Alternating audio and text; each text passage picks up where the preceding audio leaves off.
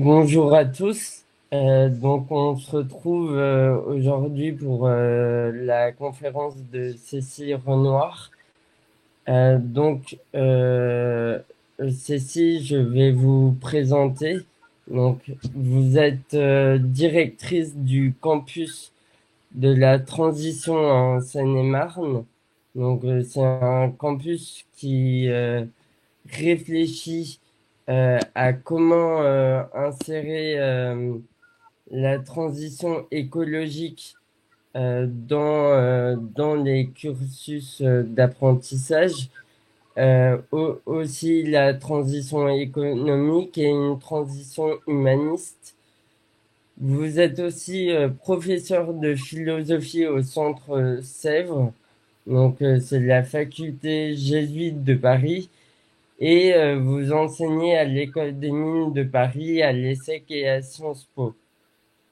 Vous êtes directrice scientifique du programme de recherche CODEV à l'ESSEC, où vous étudiez la mise en œuvre des acteurs privés, où vous étudiez la mise en œuvre par les acteurs privés de leurs responsabilités éthiques et politiques.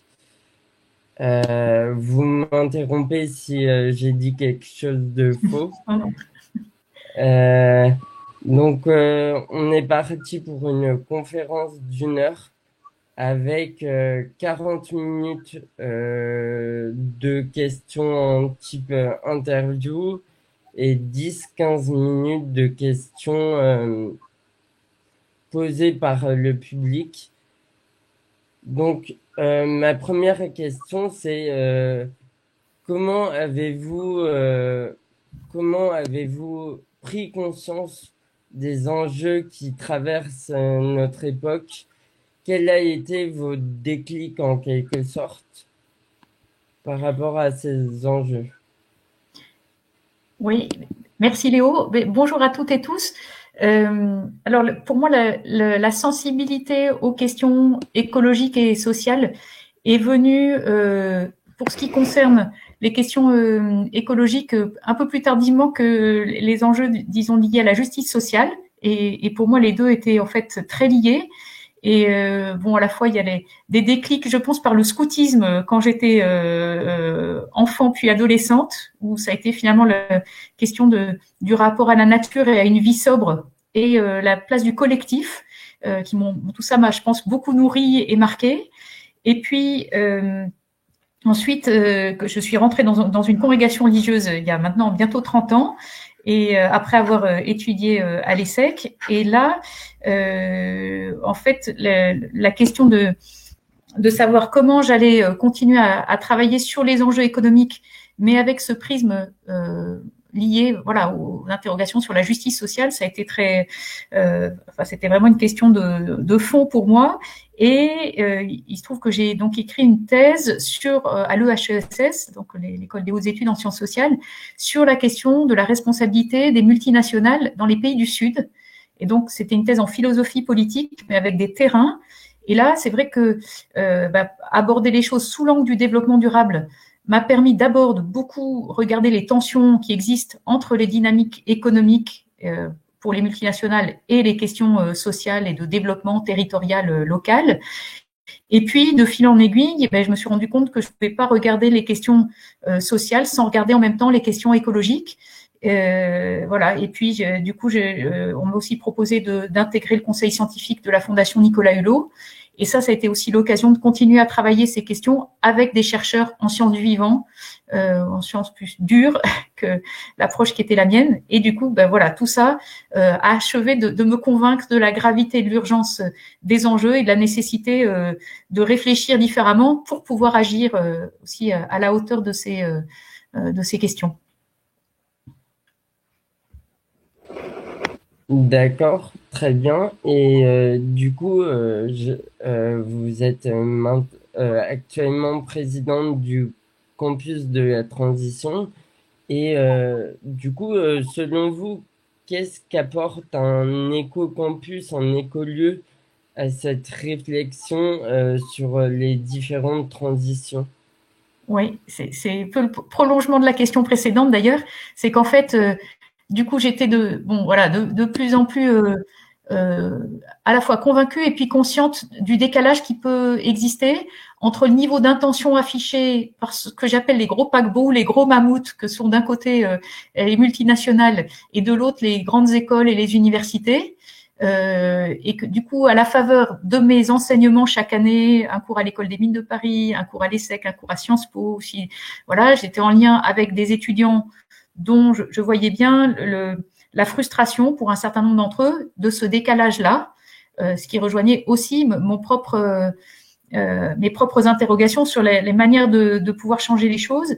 Et du coup, l'idée du campus et de la création du campus de la transition est venue justement précisément pour pouvoir essayer de proposer, donc à travers la création de cette petite institution, des formations qui soient pas hors sol, mais qui permettent de se connecter à la nature, à un territoire, d'essayer d'incarner un peu plus des convictions relatives à ces grands enjeux. Et c'est comme ça que le campus est né, avec vraiment l'idée que c'était, alors bon, c'est une association donc qui a été créée en décembre 2017, et il y a finalement deux gros pôles qui sont le pôle écolieu, éco-campus, et puis tout ce souci d'agir en réseau avec d'autres, à la fois au niveau du territoire, et puis avec des écoles, les universités, voire des entreprises ou des personnes travaillant en entreprise, qui ont ce souci de regarder très concrètement ce que veut dire se mettre en transition. Et donc, moi, je me suis installée à l'été 2018, donc dans un domaine qui a été mis à disposition du projet par Macron Agrégation, sachant que je précise bien que le projet du campus est non confessionnel. Et on s'est installé. Au départ, on était 6. À la fois, les autres étant étudiants, jeunes professionnels, et puis un réfugié aussi éthiopien, ce qui était une manière de marquer d'emblée le souci de relier les questions écologiques et sociales. Et puis, c'est vrai qu'on a donc à la fois créé une dynamique communautaire, collective sur place, et on s'est essayé, et on continue. Maintenant, on est une trentaine à vivre dans le domaine pour faire tourner, on pourrait dire, à la fois l'écolieu et puis aussi des activités de formation et d'expérimentation de ce qu'on peut appeler de la recherche-action. Et c'est sûr que, enfin, pour moi, ce qui fait la spécificité du campus, c'est précisément cet ancrage à la fois dans un lieu, dans un contexte, et ce souci de former des gens, du coup, qui ne soient pas hors sol. Et en ayant bien conscience que chaque contexte est unique, et donc il y a à la fois des éléments de diagnostic qui sont partagés, il y a des grands enjeux communs, mais ensuite toute la question c'est de voir comment dans des territoires, et là je parle pas seulement de territoires variés en France, mais évidemment aussi au niveau international, comment est-ce qu'on peut essayer de prendre en charge ces enjeux communs mondiaux, mais en étant très attentif à la diversité des cultures politiques, ce qui veut dire c'est pas du tout la même manière, je pense, de discerner, de délibérer dans un pays marqué par une culture plus spontanément du consensus, ou dans des pays marqués par des traditions qui sont justement plus sensibles parfois par le lien à la nature, le lien aux autres qu'humains, et selon la culture dans laquelle on se trouve, on va voir que les manières d'alimenter la réflexion et de se mettre en action peuvent être complémentaires. Voilà, en bref. D'accord, d'accord, très bien. Et du coup, est-ce que vous avez identifié des transitions ou quelles sont les transitions qui sont pour vous à faire dans l'enseignement supérieur? Oui, alors c'est large question et très bonne question parce que ça touche là aussi la diversité évidemment des cursus dans l'enseignement supérieur. Et pour la petite histoire, au démarrage avant même la création du campus, quand j'ai eu un peu l'intuition, la nécessité de créer une petite institution, on va dire complémentaire de ce qui se passe dans les écoles ou universités, en fait, mon point de départ, c'était la question des écoles de commerce, et de se dire il faut essayer de proposer genre école de commerce alternative.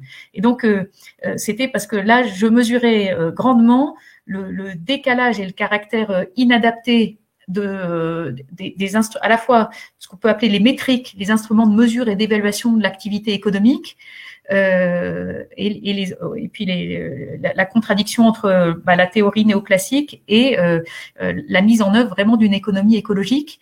Et donc, mon point de départ, c'était la nécessité de travailler à la transformation de nos modèles économiques pour pouvoir contribuer à la transformation des modes de vie.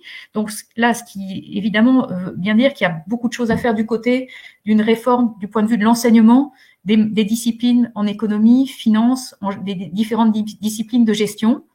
Mais très vite, quand j'ai commencé à parler du projet du campus avec d'autres, en disant voilà que ça, a priori ça allait se centrer peut-être surtout sur les questions économiques et liens économiques, sociaux, écologiques, m'a dit mais tu sais, en fait, en gros, c'est quand même le même problème pour des formations en sciences de l'ingénieur. Et en fait, dans toutes les disciplines, il y a le risque d'être dans des perspectives assez cloisonnées et de ne pas prendre en compte les questions écologiques et sociales comme étant des questions qui ne sont pas seulement des questions à côté du reste ou une discipline, deux disciplines parmi d'autres. Mais voilà, l'enjeu, c'est évidemment d'essayer de faire en sorte que ces questions-là, elles traversent tous les questionnements. Et donc, du point de vue de la transformation de l'enseignement supérieur, je dirais qu'il y a ce grand défi de pouvoir proposer une perspective interdisciplinaire qui permet de relier les savoirs, les connaissances, les compétences liées à la transition. Et puis, il y a ensuite cette question de savoir comment, dans chaque cursus plus précisément, on va intégrer de manière forte et pas de manière cosmétique, j'allais dire, ces enjeux écologiques et sociaux pour favoriser une révision, je sais pas, par exemple, des normes comptables, si on est du côté de la gestion. Ça va être une interrogation peut-être éthique du point de vue des sciences du vivant ou des sciences de l'ingénieur, pour réfléchir aussi au rôle des techniques, des technologies adaptées voilà, dans un monde aux ressources contraintes et dans lequel on sait bien que, par exemple, le numérique est source aussi d'une empreinte carbone qui va croissant. Et du coup, ça invite à réviser un peu un appel à mettre l'industrie numérique comme un peu une source de croissance économique qui serait pas voilà qui apparaîtrait comme une bonne solution pour résoudre un certain nombre de problèmes aujourd'hui. Voilà, enfin, c'est juste pour donner l'un ou l'autre exemple, mais bon, dire qu'il y a ces enjeux à la fois de perspective globale, interdisciplinaire, voire transdisciplinaire, la question des réformes à l'intérieur des différents cursus, et puis je rajouterais aussi un élément qui est lié aux pédagogies à mettre en œuvre. Et ça aussi, c'est ce qu'on essaye de faire au campus, c'est de proposer alors ce qu'on appelle nous des pédagogies tête, corps, cœur, c'est-à-dire on est très conscient. Je pense que ça, c'est l'expérience que vous et moi faisons, c'est que il suffit pas qu'on nous donne des bonnes informations, un bon niveau de connaissances pour autant transformer nos manières d'être et d'agir. Et donc une pédagogie uniquement intellectuelle, enfin des apports uniquement intellectuels ne suffisent pas, même s'ils sont très importants. Et donc il y a vraiment cette idée de travailler aussi sur donc les aspects corps-cœur, c'est-à-dire comment nous nous reconnectons à nous-mêmes, à la nature, voilà, au territoire dans lesquels nous sommes, et comment nous travaillons aussi sur nos émotions individuelles et collectives.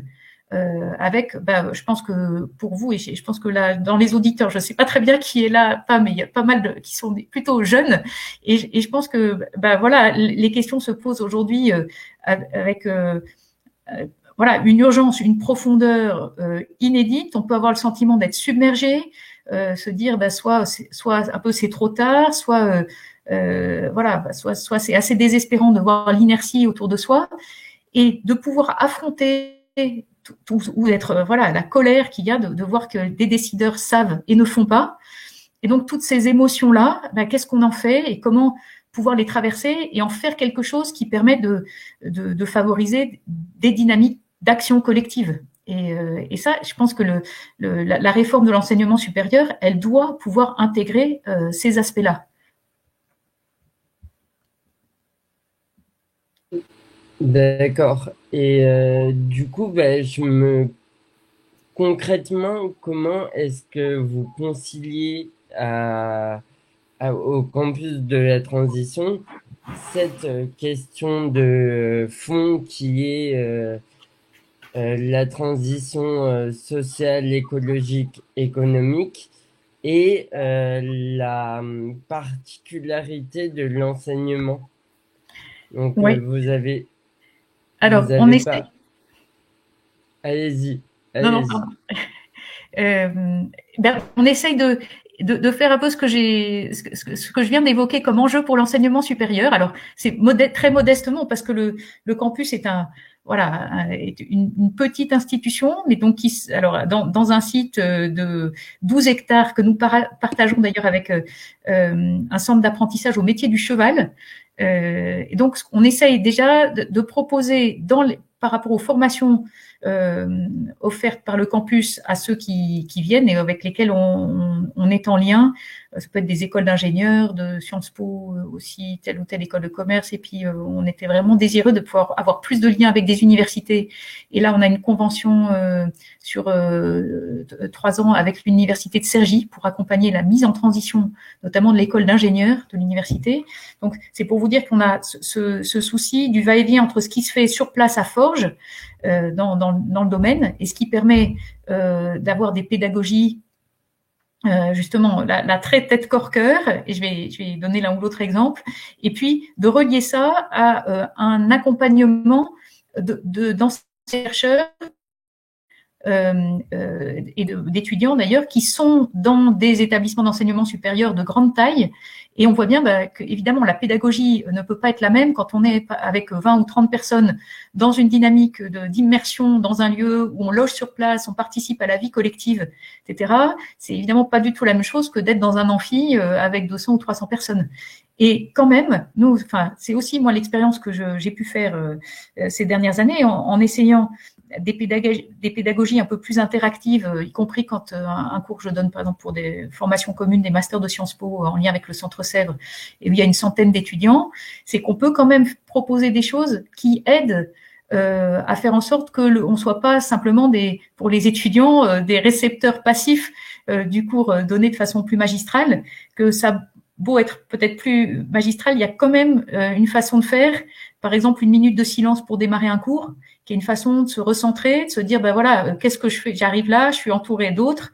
Qu'est-ce que je fais de ce cours? Et puis, ça peut être, alors, évidemment, c'est plus facile quand c'est en présentiel, mais même par Zoom, on peut se mettre par petits salons et puis avoir des discussions par petits groupes.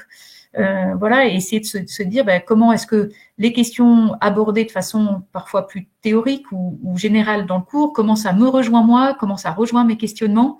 Voilà, et donc ça, c'est tout ce qu'on essaye de mettre en place au campus dans des formations qui, disait le tête corps cœur, ça veut dire aussi un bon mix entre des apports, le côté aussi innovation pédagogique avec, ça peut être des jeux de rôle, des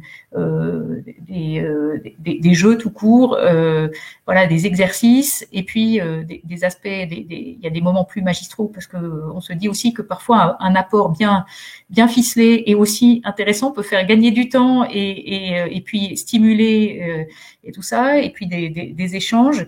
Et puis, on essaye de montrer aussi comment tout le travail qu'on effectue avec le collectif sur place, sur l'écolieu, la mise en transition dans le domaine à la fois de l'énergie, de la rénovation d'un bâtiment ancien, sur les questions de mobilité, sur les questions d'alimentation, sur les questions des déchets, tout ça, en fait, c'est ce qu'on essaie de vivre à une échelle très locale. Et on a commencé à essayer de calculer l'empreinte carbone du campus, en discutant avec des entreprises en France et en Belgique, type Carbone 4 et CO2 Logique là, en Belgique, qui essayent de proposer des méthodologies pour évaluer l'empreinte carbone de projets, d'organisations. Et là, on essaye de voir comment essayer d'être plus cohérent par rapport à la nécessité. Si on veut arriver à réaliser l'accord de Paris sur le climat, pour la France, on sait qu'il faudrait passer d'une empreinte carbone de 12 tonnes en moyenne par habitant et par an à moins de 2 tonnes. Enfin, et on voit bien comment, nous, en regardant ce qu'on fait à l'échelle du campus, pour l'instant, d'après les calculs qu'on a fait, on a une empreinte carbone qui est 2 à 3 fois inférieure à la moyenne d'un Français, mais qui est à peu près toujours 3 fois supérieure à l'empreinte à atteindre pour avoir une neutralité carbone mondiale en 2050. Et donc, ça, le fait de se mettre dans une dynamique collective avec d'autres, de travailler, et on a pas mal de jeunes ingénieurs aussi qui sont au campus et autour de nous, qui aident à réfléchir et à voir comment avancer. Et puis, il y a toute cette dynamique qui est pas seulement d'avoir les bons outils de mesure et puis par rapport à la mise en transition très concrète, il y a aussi tout l'aspect culturel qui va avec, qui consiste à reconnaître que peut-être les plus gros freins à des transformations ne sont pas d'abord des freins technologiques ou financiers, même si ces freins-là existent et qu'il y a d'énormes enjeux liés à réfléchir les investissements vers les secteurs qui soient cohérents avec la transition, mais peut-être que les plus gros freins sont d'abord culturels, ils sont aussi liés à nos représentations collectives de ce qu'est une vie de qualité, le bien vivre, le buen vivir, comme on le dit en Amérique latine. Ça invite à se dire pour soi-même et avec d'autres, à quoi est-ce que je suis prêt? Alors, sans dire que la transition, c'est nous faire revenir à l'âge de pierre, comme on le caricature souvent, c'est quand même se dire que parler de sobriété, et justement cette idée de sobriété heureuse et solidaire, c'est une façon de reconnaître que la sobriété n'est pas optionnelle pour ceux qui vivent vraiment en consommant beaucoup trop de ressources planétaires par rapport à ce qui est souhaitable pour pouvoir partager plus équitablement à l'échelle de la planète. Donc, je suis pas en train de dire que c'est de la sobriété forcée pour un certain nombre de personnes plus vulnérables qui sont déjà souvent victimes de la double peine d'être dans une situation de grande précarité et qui en plus vont être confrontés plus fortement souvent à des catastrophes naturelles et autres. Donc, pour pouvoir aider à de la résilience collective un peu partout sur la planète, il y a une prise de conscience très forte à avoir que nous, classe moyenne ou aisée des pays du Nord, mais aussi classe aisée des pays du Sud, nous devons changer nos modes de vie. Et ça veut dire se chauffer, par exemple, beaucoup moins. Alors, je donne cet exemple parce qu'au campus, on est dans un château du 18e et ça fait 3 hivers qu'on passe en étant quand même très peu chauffé.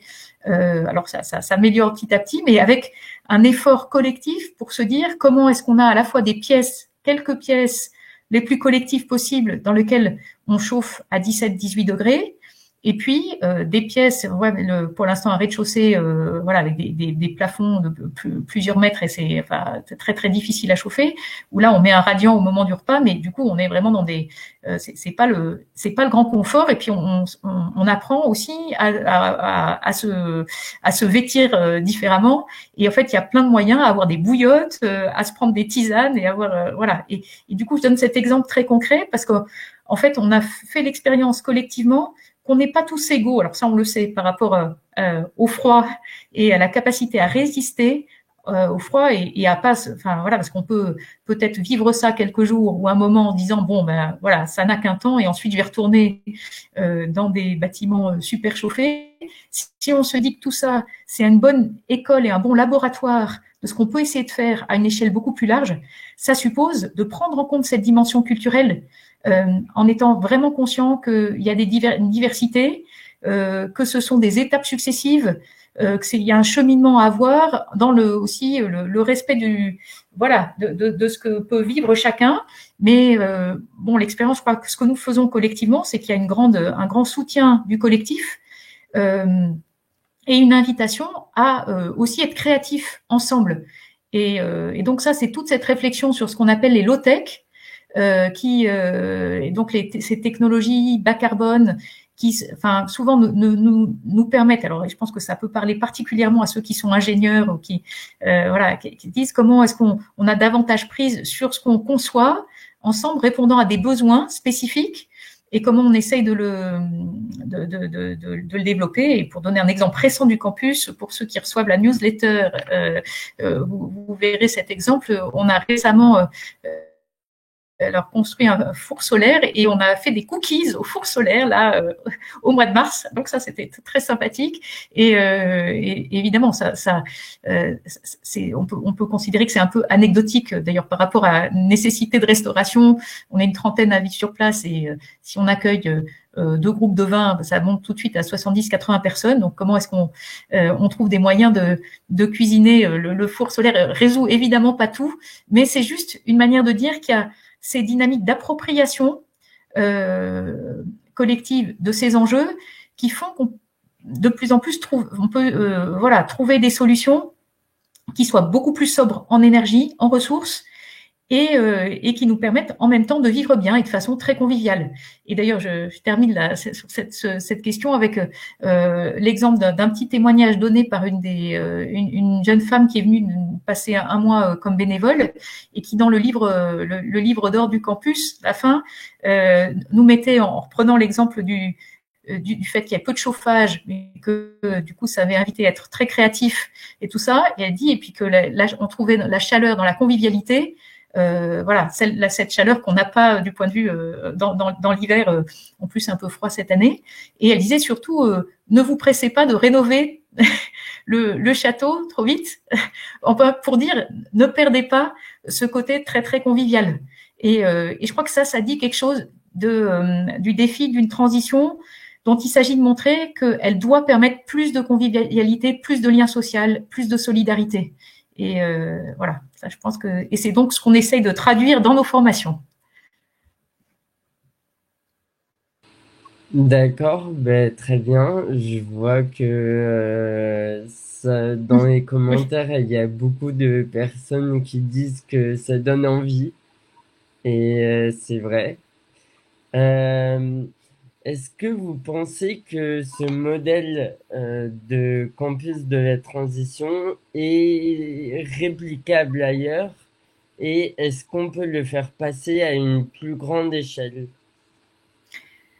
Alors, c'est une très bonne question. Moi, quand souvent des gens viennent me voir ou nous voir en nous disant comment est-ce qu'on peut répliquer, je dis la première chose, c'est d'arriver à asseoir le modèle économique qui n'est pas évident, ça il faut le dire très clairement. Alors nous, on multiplie un peu les défis parce qu'on a ce défi de rénover écologiquement un bâtiment ancien et si ces bâtiments ont été mis à disposition par ma congrégation, c'est parce que ça avait été ce château, ce domaine avait fait l'objet d'un don après la Deuxième Guerre pour que ça devienne un projet éducatif et social.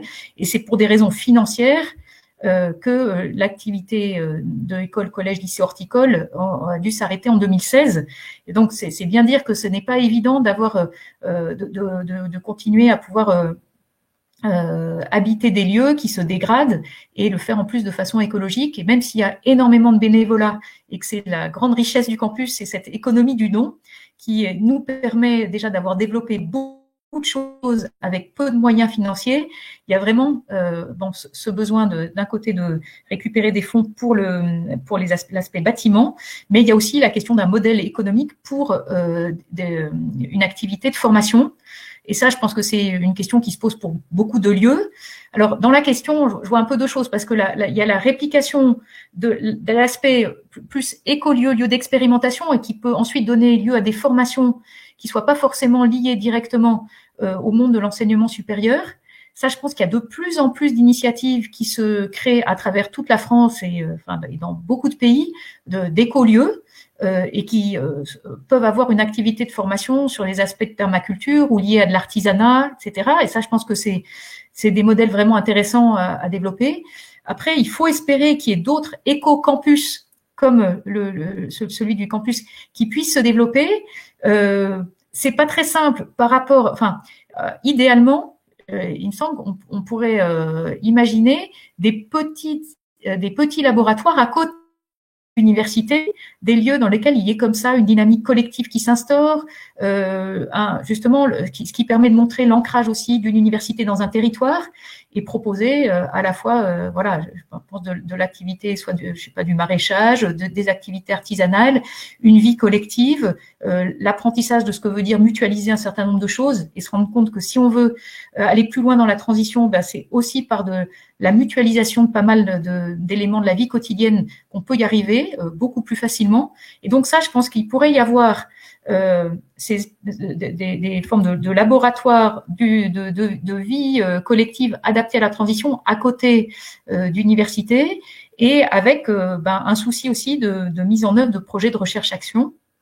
Je pense qu'il y a quand même de plus en plus de chercheurs qui sont aussi sensibles à ce lien avec ce qui peut se passer très concrètement, et même s'il s'agit de recherche en sciences, enfin de manière un peu plus théorique, cette question des conditions concrètes de la recherche, c'est un vrai sujet, je pense, pour beaucoup de chercheurs. Et puis il y a de la recherche-action très concrète à faire dans pas mal de domaines. Donc ça, je pense qu'il pourrait y avoir des éco-campus dans différents lieux et qui se nourrissent. Mais je ne cache pas que pour l'instant, voilà, nous, on n'a pas encore un modèle économique et financier qui ait vraiment fait ses preuves. Donc, voilà, tout ça est fragile quand même. D'accord. Et je reviens sur la notion de faire la transition au sein des établissements d'enseignement supérieur. Est-ce que vous avez identifié des notions de base, on va dire, qui pourraient être acquises par tous les étudiants, peu importe leur cursus? Oui, alors on a donc eu des interactions il y a maintenant 2 ans avec Frédéric Vidal, donc ministre de l'Enseignement supérieur, et son directeur de cabinet de l'époque. Et bon, en discutant autour de ce qu'était le projet du campus, avec son côté un peu hors système et le côté plateforme inter-académique ou inter-universitaire, en fait, il nous a été demandé, là, au campus, de piloter l'écriture d'un livre blanc sur l'enseignement supérieur à l'heure de la transition écologique et sociale. Et du coup, nous avons décidé de réunir un certain nombre d'enseignants-chercheurs. Et avec la petite équipe, on était une douzaine au départ, et puis avec l'un ou l'autre étudiant d'ailleurs du mouvement pour un réveil écologique, on a réfléchi à ce qui allait être fait, et on s'était mis d'accord avec le ministère sur le fait qu'il y aurait l'idée de travailler sur un socle commun de connaissances et compétences pour la transition. Et ça, ce qui a donné lieu, donc ce travail inter- et transdisciplinaire, a donné lieu à l'écriture et à la publication du manuel de la grande transition, qui est paru donc en octobre dernier aux éditions des Liens qui libèrent. Et là, c'est un parcours, donc peut-être je peux en dire un petit mot. Et puis, et avant juste de le présenter un tout petit peu, j'évoque aussi la deuxième partie finalement de ce livre blanc, qui est l'écriture de 12 petits ouvrages qui essayent de décliner par ensemble de disciplines les enjeux de transformation des cursus. Donc, en étant un peu plus spécifique que la perspective plus globale et transversale du manuel, même si au sein de ces petits livres, l'idée, c'est de vraiment faire valoir une perspective interdisciplinaire. Alors, dans les 12 livres, il y en a 2 qui sont quand même encore très transversaux, et qui est un sur la question de pédagogie de la transition, et un autre qui est sur la vie des campus. Donc, concrètement, comment des campus universitaires sont appelés à réfléchir à leur manière de proposer des moyens, pas si c'est à la fois la question des transports, de la mobilité, la question là encore de l'alimentation, la question des bâtiments, du chauffage, et puis les questions de transformation de cursus. Donc ça, c'est 2 livres transversaux. Et puis, il y a 10 livres qui sont des livres, un sur les sciences de l'ingénieur, un sur les questions de gestion, un autre sur littérature, langue et art, un autre architecture, urbanisme, design, sciences du vivant, voilà, philosophie, droit et sciences politiques, économie, finance. Enfin, on décline à peu près un bon nombre de disciplines, disons, autour de l'axe écologique et social. Voilà. Et donc ça, c'est vraiment ce souci de faire, enfin, d'intégrer dans quels que soient les enseignements ces questions écologiques et sociales du point de vue des savoirs et du point de vue des compétences aussi. C'est-à-dire comment, et c'est le sous-titre d'ailleurs du manuel de la grande transition, c'est former pour transformer. Là encore, il suffit pas d'avoir des savoirs, mais c'est comment est-ce qu'on les traduit en manière de faire, manière d'être et d'être ensemble. Voilà. Et donc, si je reprends juste brièvement un peu le parcours qui est proposé dans le manuel de la grande transition, on a essayé de réfléchir en déplaçant un peu la manière d'interroger les questions et enfin, disons, selon les disciplines auxquelles nous nous référons, nous pouvons être tentés de regarder des sujets, soit sous un angle, par exemple, très technique, soit sous un angle très gestionnaire, voilà, et avec le risque toujours du cloisonnement. Et donc, ce qu'on a fait, c'est qu'on a pris, bon, au départ, c'était les termes grecs qui sont dans les mots économie et écologie, donc oikos, éco, et puis nomos et logos. Puis on a un peu joué avec ces termes grecs. Finalement, on en a choisi 6 et qui font les 6 chapitres en gros du manuel. Et avec là, on démarre avec le terme oikos et on termine par le terme de dynamis. Mais l'idée étant que ces termes sont aussi comme des portes d'entrée, comme des axes de questionnement complémentaires. Alors j'en dis un mot, puis il faut surtout pas que le fait que ce soit des termes grecs effraie ceux qui n'ont jamais fait de grec. En fait, derrière, c'est des réalités. Je pense que intuitivement, on saisit très bien. C'est d'abord oikos, donc oikos, c'est la demeure, donc c'est une manière de désigner les enjeux liés à la maison commune qu'est la planète Terre et le système Terre.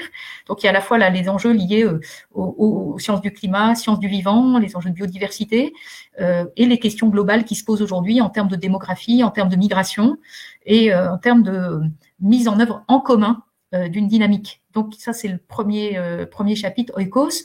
Ensuite on a le deuxième, c'est sur les questions éthiques avec le mot ethos. Donc là c'est se dire l'éthique, c'est une façon de regarder ce qui nous arrive, d'ailleurs individuellement et collectivement, en se posant la question du sens, la question de la justice des institutions, la question des composantes du vivre bien et du bien vivre ensemble, et se dire et la question des responsabilités des acteurs. Donc c'est une façon il s'agit pas de se positionner pour telle ou telle perspective éthique particulière. Et alors on mentionne les grands courants éthiques que sont l'utilitarisme, les éthiques dites des vertus, ou les éthiques dites déontologiques qui sont davantage centrées sur les droits des personnes. Mais voilà, après à chacun de mobiliser les ressources éthiques qui lui semblent les plus pertinentes pour réfléchir.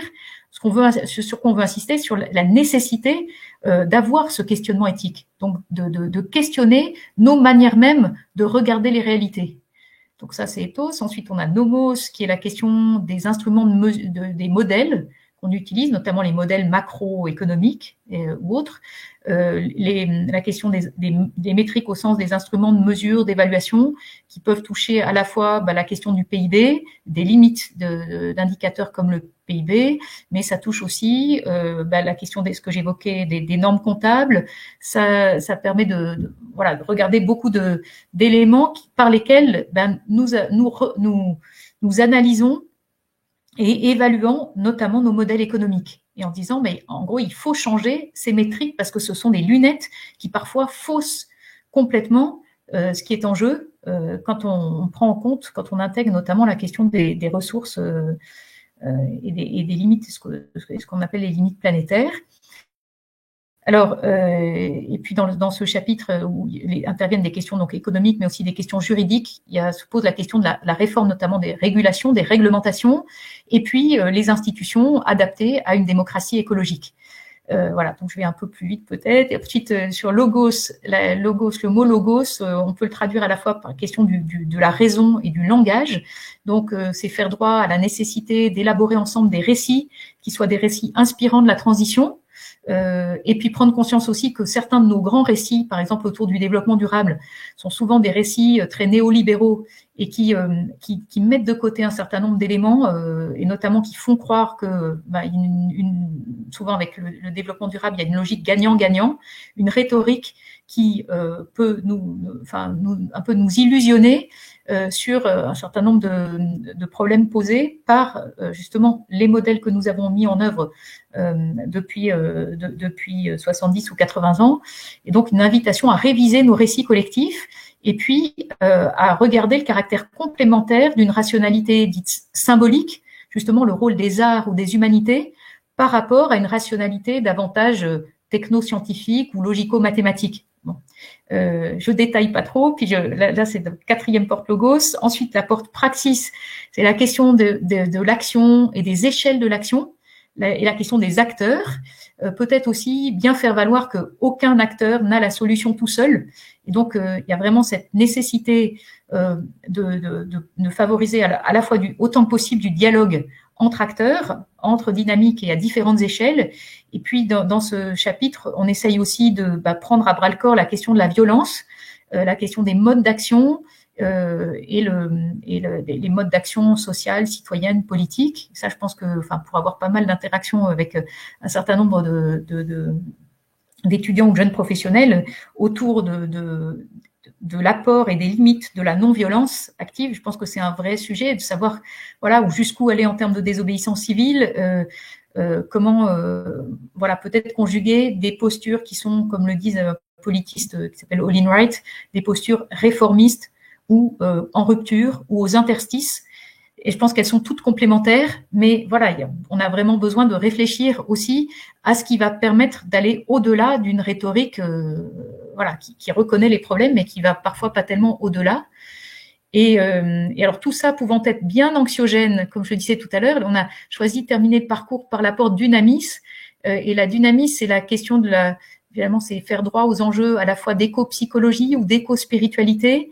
La question de la reconnexion à soi, aux autres, à la nature, à plus grand que soi, et en se disant c'est absolument vital pour pouvoir arriver ensemble à surmonter les énormes défis qui sont là. Voilà.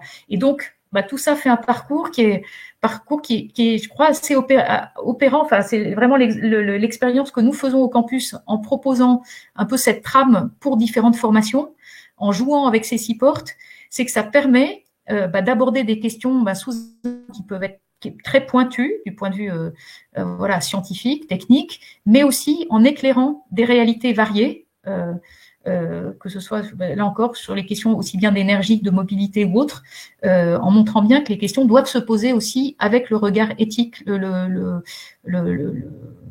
l'apport des arts, etc., des sciences sociales, et que c'est tout ça, ces différentes dimensions doivent s'enrichir les unes les autres. Voilà.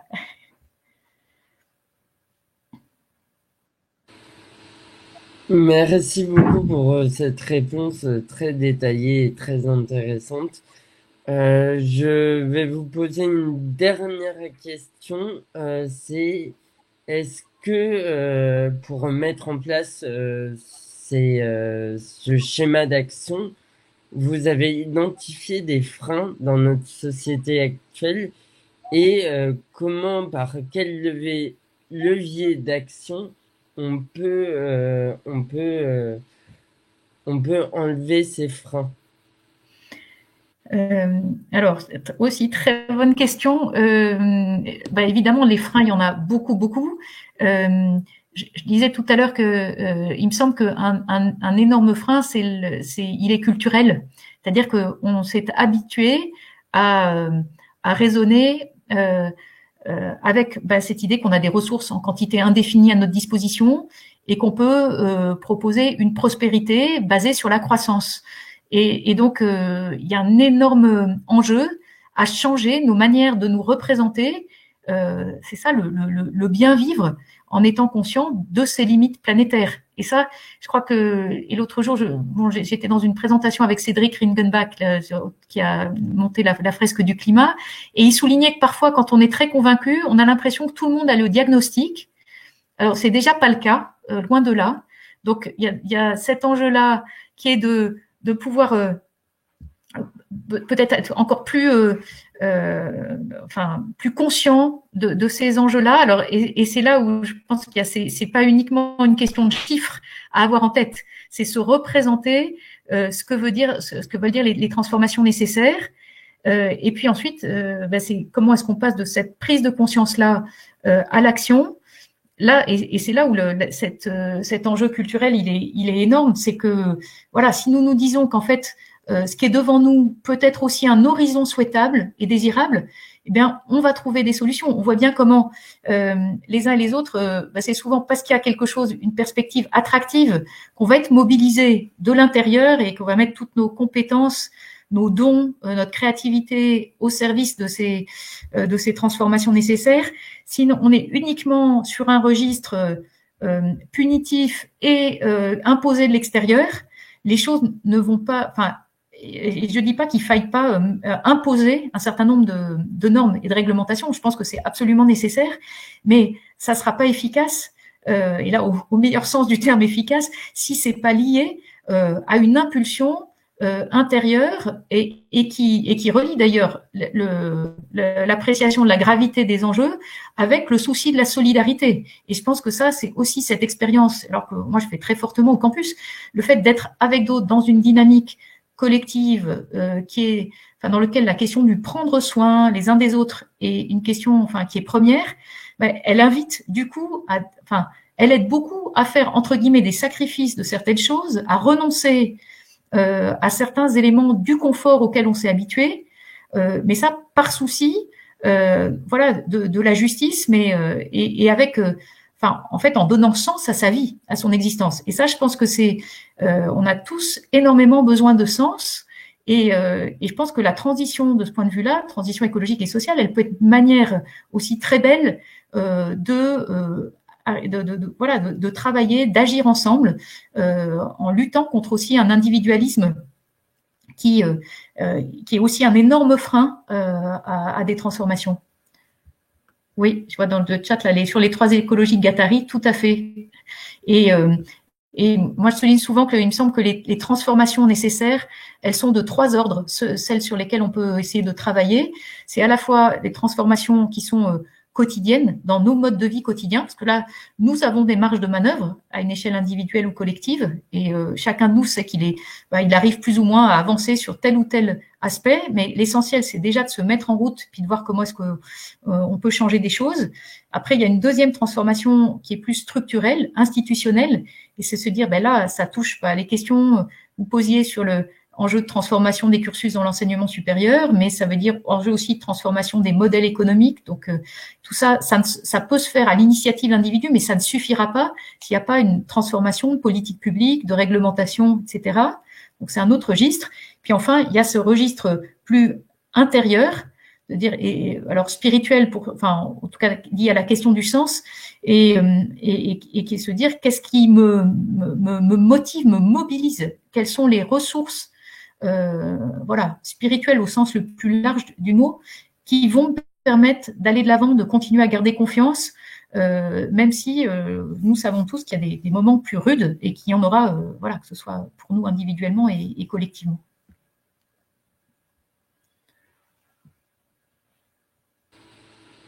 D'accord, merci beaucoup pour cette réponse, encore une fois très claire et très intéressante. On va passer maintenant aux questions posées par le public.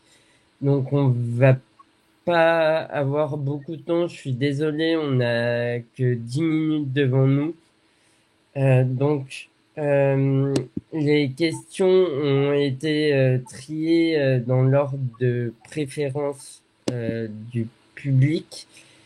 Et la première question, c'est, vous avez déjà répondu un peu à cette question, mais pouvez-vous illustrer comment les dimensions émotionnelles peuvent être davantage prises en compte dans l'enseignement supérieur?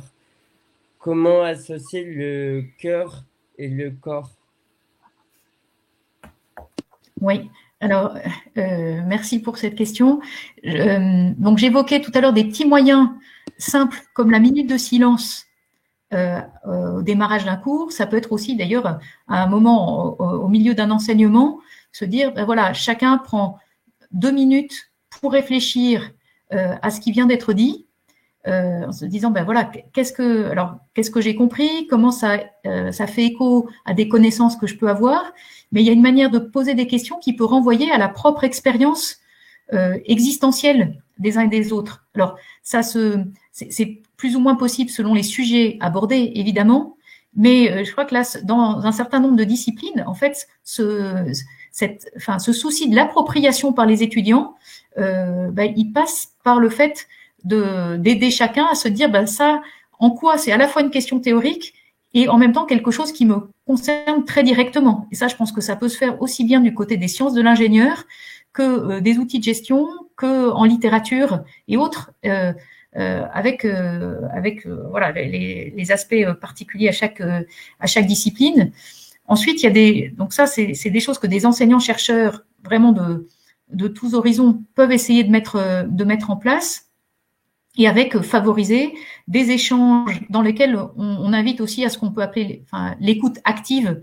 C'est-à-dire, on dit par exemple, vous vous mettez par 2 ou 3, et puis à tour de rôle, chacun prend la parole en exprimant comment ce qui a été abordé résonne avec sa propre expérience ou autre, et il a 2 ou 3 minutes dans lesquelles il parle sans être interrompu, et les autres écoutent, puis peuvent eux-mêmes ensuite prendre la parole, et puis il peut y avoir un peu un écho de ce qui a été dit.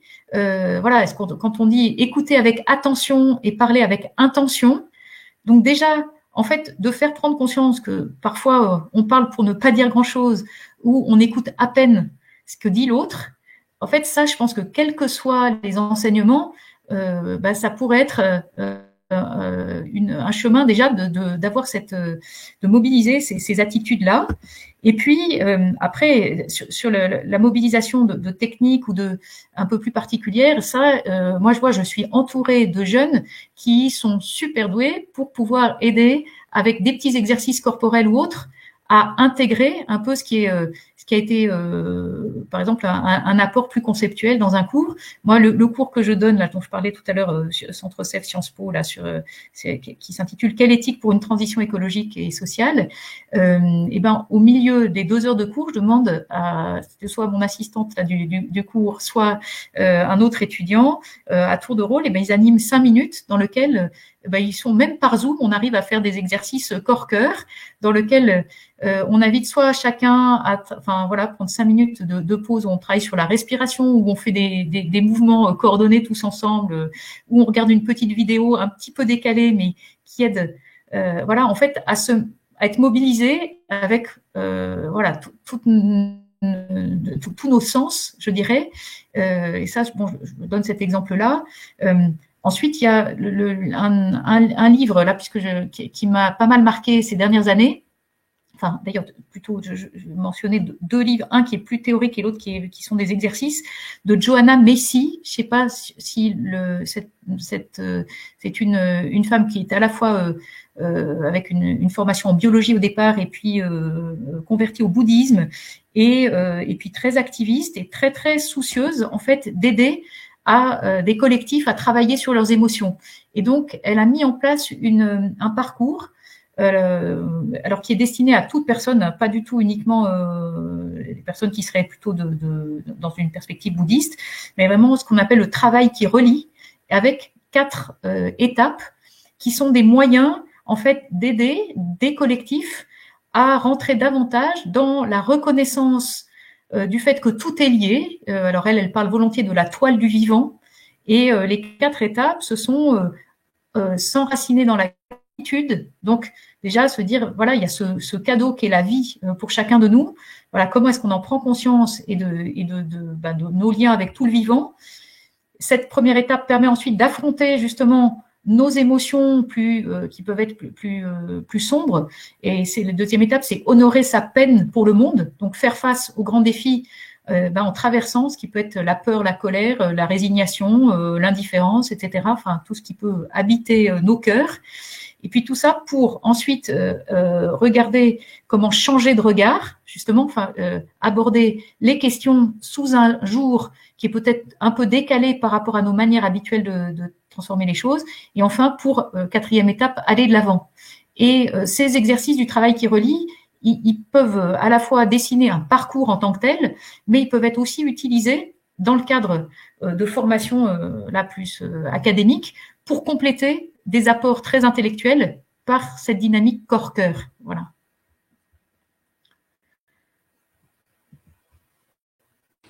D'accord, merci beaucoup.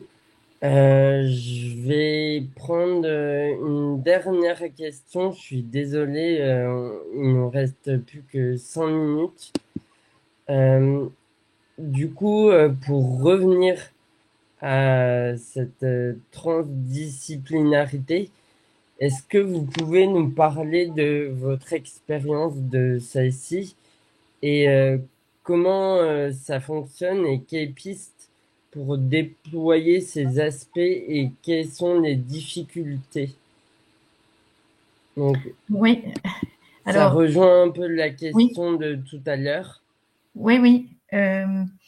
Alors, d'ailleurs, je commencerai par distinguer de l'interdisciplinarité et de la transdisciplinarité. Alors, transdisciplinarité, je vais donner enfin, en fait, c'est travailler sur des objets, des objets d'étude et qu'on peut aborder sous différents angles, liés à différentes disciplines et qui se complètent en fait pour pouvoir davantage appréhender ce qui est en jeu. Et notamment, et là, je prends tout ça enfin, sous l'angle des enjeux de la transition écologique et sociale.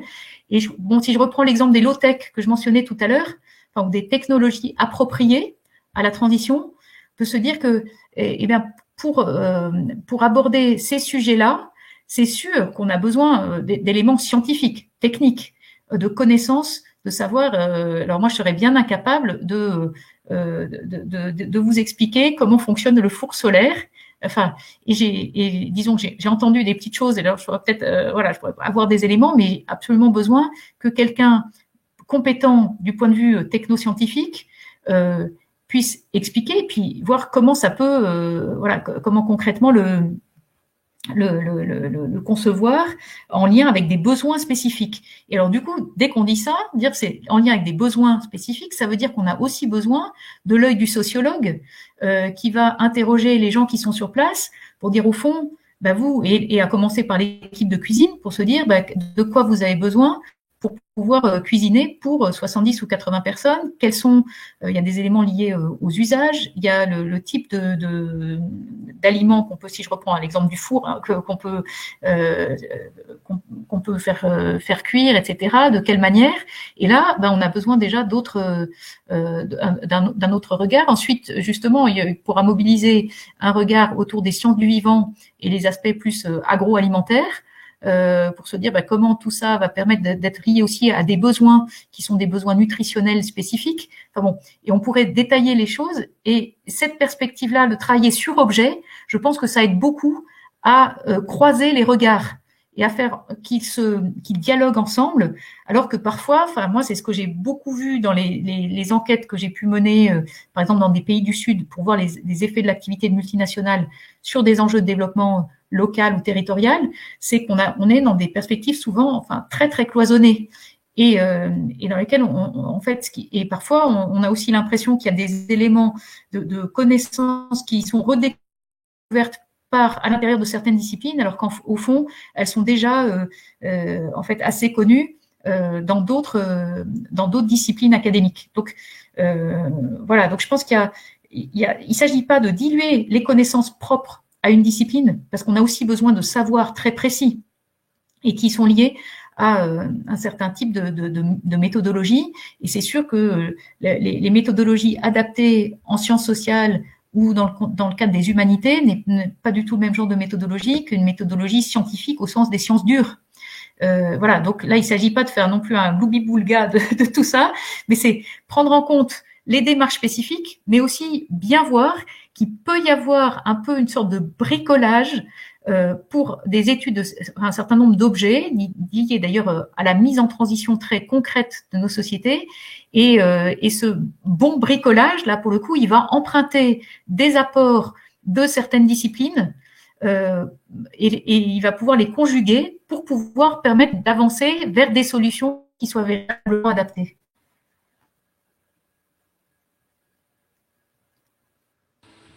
D'accord, ben, merci beaucoup. Je pense qu'on va finir la conférence là, sur cette réponse. Je tenais à vous remercier, Cécile Renoir, pour cette conférence au nom de toute l'équipe de la COP2 étudiante. C'était très intéressant. Je rappelle aux spectateurs aussi que on a un monde virtuel où il y a des expositions permanentes et des ateliers. Donc Manon a mis le lien dans le chat. Et si vous voulez suivre encore des conférences, il y en a jusqu'à ce soir. Et je vous remercie pour d'avoir assisté à cette conférence. Et merci beaucoup, Cécile, en vous souhaitant une bonne continuation. Et à très bientôt, j'espère. Merci, et comme je viens de le mettre sur le chat, merci beaucoup Léo, et puis merci à toutes et tous aussi pour tout ce que vous faites. Et je dis souvent que votre génération, là pour les ceux qui sont plus jeunes, pousse la mienne aussi beaucoup. Et puis je pense que voilà, qu'on est tous en route ensemble et qu'il y a voilà, il y a beaucoup à faire, mais que c'est aussi passionnant. Et en tout cas, bravo pour l'initiative de la COP2 aussi. Et voilà, et à bientôt sans doute pour un certain nombre d'entre vous d'une manière ou d'une autre. Merci beaucoup. Bonne journée et bon dimanche. Merci. Au revoir. Au revoir.